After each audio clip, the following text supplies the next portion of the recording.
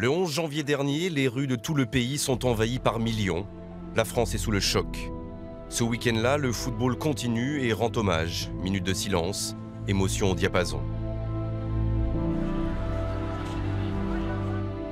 Je suis Charlie, je ne suis pas Charlie. Liberté d'expression, liberté de caricature, de blasphème, vivre ensemble, laïcité, tous ces thèmes agitent le débat public. Depuis un mois, ont-ils trouvé un écho dans le monde du football?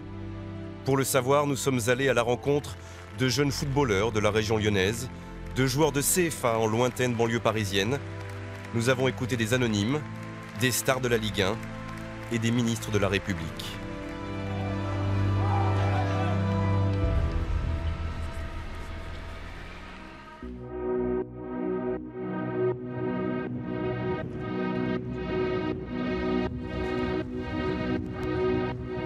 Premier arrêt, la Duchère, 9e arrondissement de Lyon. Les moins de 17 ans du club s'échauffent sous la neige. Avant de s'entraîner, ils vont retrouver Gérard Angel. Il dirige un journal satirique lyonnais et passe sa deuxième soirée avec les jeunes footballeurs. On passe à la deuxième partie de notre action commencée mardi. Je vais laisser Monsieur Angel vous présenter le travail qu'on va faire ce soir. Bon. Là, il y a 2 jours, qu'est-ce qu'on a fait ensemble? On a essayé de comprendre ce que c'était que la liberté d'expression, la liberté de la presse et les limites qui existent, qui sont le respect de la personne et pas d'insultes. On va vous donner une feuille de papier, de quoi dessiner, et chacun va nous faire ce qu'il considère comme une caricature. Directement après les attentats, les entraînements qui ont suivi, on a senti que les jeunes avaient ce besoin de parler de ça, ils en parlaient entre eux. Donc on a trouvé les moyens et les moments pour en parler avec eux. L'idée du journaliste est venue là, spécifiquement un caricaturiste, pour qu'eux aient une image un peu de ce que Charlie Hebdo a pu faire, a pu vivre et a pu vouloir transmettre dans ses caricatures. Vous pouvez vous caricaturer entre vous, faire ce que vous voulez. Donc, attendez.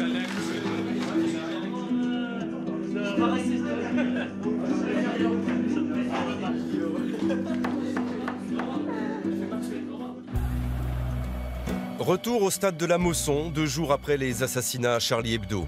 Montpellier reçoit Marseille. À l'échauffement, tous les Montpelliérains portent un t-shirt « Je suis Charlie », sauf le défenseur Abdelhamid El Khaoutari. En ces heures d'extrême tension, la polémique n'est pas loin.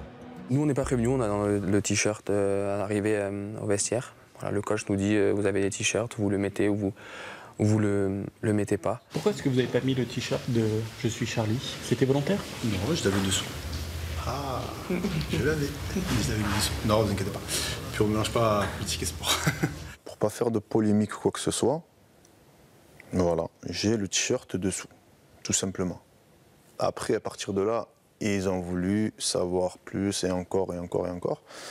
Donc voilà. Mais la vraie question, c'est est-ce que je rends hommage aux familles ou pas? C'est ça la vraie question pour moi. Parce que je suis Charlie, je ne suis pas Charlie, je ne l'ai jamais été. Que ce soit avant, pendant ou après les attentats. Donc je ne vais pas m'amuser à être Charlie du jour au lendemain. Après, j'avais le brassard noir pour rendre hommage aux familles, tout simplement parce que ce qui s'est passé, c'est inacceptable. Le même soir, les joueurs marseillais décident de s'échauffer sans inscription, sans message, simple maillot noir. Alexis Romao révèle qu'il y a eu débat dans le vestiaire de l'OM. On condamne ce qui s'est passé, mais après, dire que je soutiens Charlie Hebdo, c'est pas du tout le cas, par rapport à ce qu'ils ont publié. Donc c'est pour ça qu'après, comme un accord, on a dit bon, on met tous un t-shirt noir, comme ça au moins il n'y aura pas de problème. Nous aussi, quand ils caricaturent le pape, Jésus, c'est pas des choses qui sont agréables à voir, mais tu cautionnes pas forcément. Mais ce t-shirt-là, tu le mets pas pour cautionner justement Charlie Hebdo, tu le mets pour avoir une pensée pour les victimes, pour les familles des victimes. Charlie, ça veut dire qu'on cautionne tout ce qu'ils font, que voilà. Et moi, je cautionne pas certaines choses. Les gens pourront lui reprocher justement de faire la part des choses, que c'était pas pour cautionner le journal, mais pour les victimes. Et c'est là où on parle de libre choix. Donc s'il veut pas le mettre, c'est son problème. Après, il faut pas dire parce qu'il a pas mis son t-shirt, parce qu'il est comme ci ou comme cela. Ben, libre... Des fois oui, des fois non. Par exemple, on est libre de faire des caricatures et on n'est pas libre de ne pas être Charlie, par exemple. Donc je trouve ça un peu injuste. On le laisse faire, on verra après. À Lyon, les jeunes footballeurs dessinent toujours. Ils sont nombreux à caricaturer leur entraîneur. Nombreux aussi, marqués par la polémique « Je ne suis pas Charlie ». Ces joueurs-là, je les comprends parce que on n'est pas Charlie. On reconnaît, on condamne ce qu'ils ont fait. Ces personnes qui sont pas du tout bien pour la société, mais on n'est pas Charlie. Franchement, El Khaoutari, moi je le comprends parce que voilà, il est entre deux. Voilà, en même temps, il sait, on a dessiné son prophète, mais en même temps, on a tué des gens. C'est vrai qu'il est entre les deux, il sait pas qui choisir. Allez, on y va. Alors là, on a un vrai dessinateur. Voilà. C'est Ibo. Ibo. Qui dit Ilio. Et là, c'est Jonathan. Qui dit sortez. Le gardien, Jonathan, il est où? Jonathan. Dire vraiment ce qu'on peut penser librement leur a fait un bien fou, puisque on peut voir que on arrive maintenant à avoir un vrai échange et une vraie liberté d'expression avec eux en disant vraiment ce qu'on pense. Et on entend maintenant des jeunes dire moi je suis pas d'accord avec ça, je pense plutôt ça. Donc c'est une vraie réussite cette action au final, parce que on obtient des jeunes qui ont grandi. Mais après moi les réactions des terroristes c'est n'importe quoi aussi. Mais bon après ils sont fautifs d'un côté et de l'autre, parce que normalement ils n'ont pas à faire des caricatures sur un prophète, parce qu'ils savent que ça va baisser des gens. Et les gens qui ont tué ces personnes, ça sert à rien. Ça a été sur Jésus ou sur... Ouais, bah justement, s'ils l'ont pas fait sur Jésus et tout, on peut rien dire. Ils l'ont fait souvent. Plus souvent. Beaucoup plus souvent. Eh bah moi je les ai pas vus, moi j'ai vu juste quand ils l'ont fait sur notre prophète à nous. On a essayé de comprendre à la fois qu'ils pouvaient être touchés, mais aussi à la fois qu'il y avait une liberté dans notre pays qui dépendait de lois, et l'important c'était de ne pas dépasser la loi.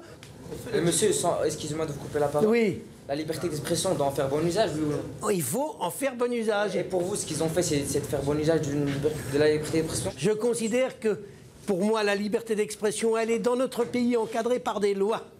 Ouais, je suis bien d'accord. Voilà. Et les lois, elles n'interdisent pas de se moquer, tant qu'on n'appelle pas à la haine, des religions. Vous vous moquez, là, de votre coach parce qu'il a un accent. Mais c'est très bien que vous rigolez avec lui. Bah, vous vous moquez de lui.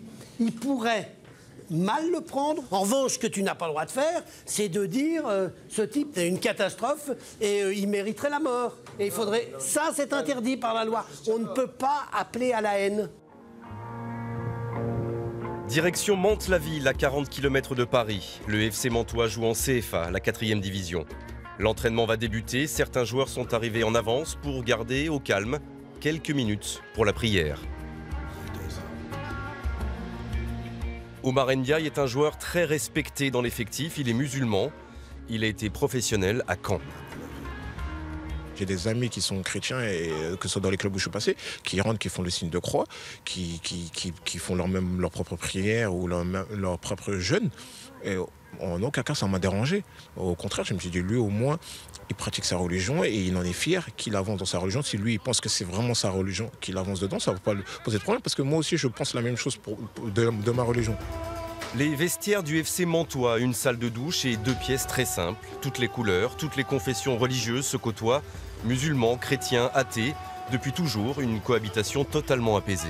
À partir du moment où les croyances, la religion de chacun ne dérange pas l'autre ou ne pose pas de problème à l'autre, non, il n'y a pas de souci. Chacun de nos joueurs, croyant ou non, pratiquant ou non, fait ce qu'il pense être bien pour lui, et ça dérange personne.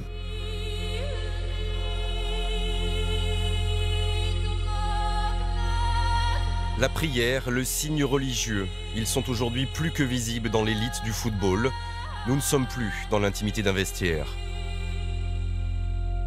Cette expression de la foi devant des milliers de spectateurs, mise en scène pour des millions de téléspectateurs, est-elle acceptable? Je pense que oui, on est libre de... Tant que c'est fait, tant que c'est raisonnable, c'est fait, on peut le faire n'importe où. Sur le tapis, à la mosquée, même sur les terrains, de partout, on a le droit de prier en fait. Ça me choque pas. Après, je peux comprendre que ça peut choquer des gens, c'est sûr. Après, c'est comment dire. En fait, c'est juste avant le match, c'est une aide en fait qu'on te demande pour que le match se passe bien. Et c'est sûr que l'image, ça permet à tout le monde de voir et de savoir de quelle religion nous sommes. Mais c'est quelque chose qui nous habite personnellement. La Fédération internationale de football n'interdit pas la prière dans son règlement, mais simplement tout message religieux sur l'équipement des joueurs. En France, la Fédération ou la Ligue de football n'ajoute aucune règle supplémentaire sur la question. Pour l'instant, c'est dans une liberté totale que les footballeurs expriment leur foi dans un stade. Dès lors, faut-il que le signe religieux soit encadré, limité, voire interdit par une loi ? Au sommet de l'État français, la question est loin d'être tranchée. On marque un but, on regarde le ciel. Voilà, est-ce que c'est un geste laïque ou non laïque ?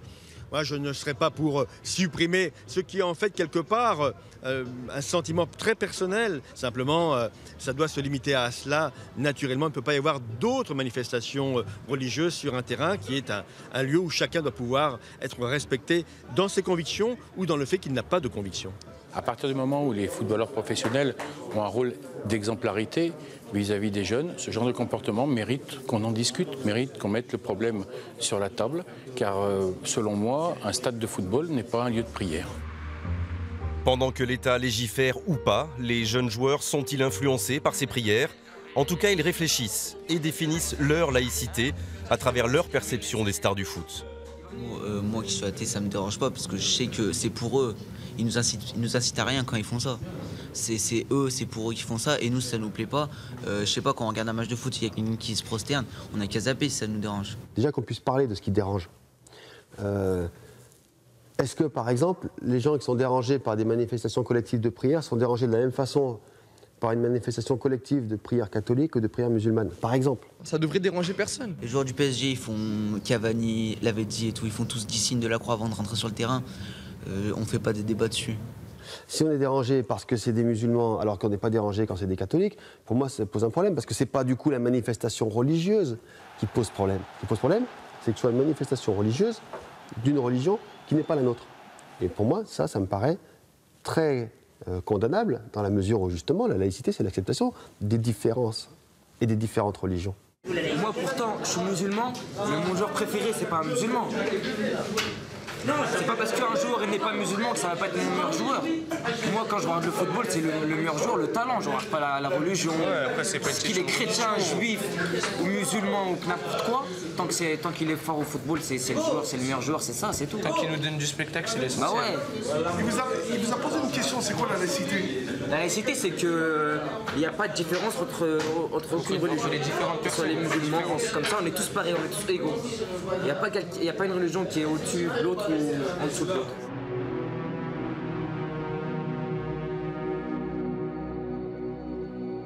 Depuis 110 ans, la loi sur la laïcité a séparé les églises de l'État et garanti la libre expression des cultes. Plus d'un siècle, au cours duquel la cohabitation des différentes confessions n'a pas été un long fleuve tranquille. Depuis un mois, se croire ensemble, se vivre ensemble est à nouveau en lumière, sur un fil. Souvent critiqué, à juste titre, le football peut être un repère puissant, un exemple même, pour la société. Le meilleur exemple, c'est nous. Aujourd'hui, dans l'effectif, il y a des musulmans, il y a des chrétiens, il y a des non-musulmans, il y a des athées.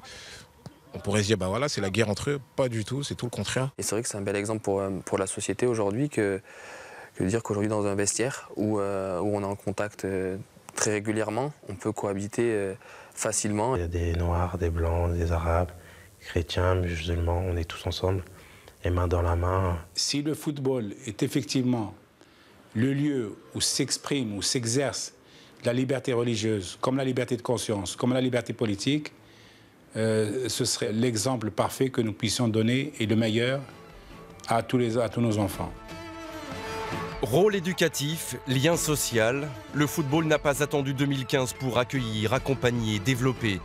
Des clubs comme la Duchère, il y en a beaucoup d'autres sur le territoire français.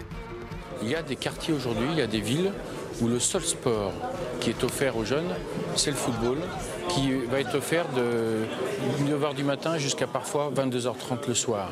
Et que s'il y avait plus ce lien social, dans certains quartiers, il n'y aurait plus rien. L'objectif, c'est pas forcément de sortir des Zidane tous les jours d'un club de foot, mais de faire que tous nos licenciés deviennent de bons citoyens et des gens respectables et respectueux. C'est vraiment, vraiment plus qu'un club de foot, c'est vraiment presque une école de la vie. On entend souvent dire que le football est un reflet de la société. Un mois après le choc des attentats, ils se posent les mêmes questions, ils s'agitent des mêmes débats. Pourtant, des plus jeunes aux stars de la Ligue 1, il arrive à se poser en exemple du vivre ensemble. Il offre même des réponses concrètes aux défis de notre temps. Il est important d'écouter ce qu'il a à nous dire, car oui, le football est bien plus qu'un simple reflet.